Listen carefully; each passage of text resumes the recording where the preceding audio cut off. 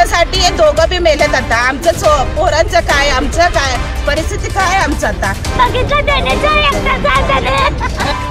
Solapur MIDC परिसरातील सुनील नगर मध्ये आज दुपारी 1 वाजण्याच्या सुमारास विजेचा धक्का लागून 2 जणांचा दुर्दैवी मृत्यू झाल्याची घटना समोर आली आहे.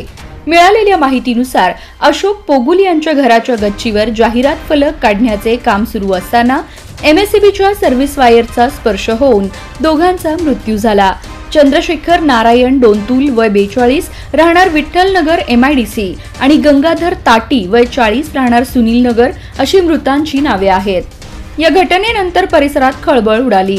नागरिकांनी तातडीने दोघांना सिव्हिल रुग्णालयात दाखल केलं, मात्र डॉक्टरांनी त्यांना याच्या आधीच मृत घोषित केलं.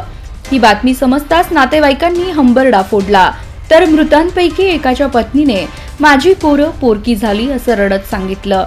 या प्रकरणी पोलिसात गुन्हा दाखल करण्याची प्रक्रिया सुरू असल्याची माहिती मिळत आहे.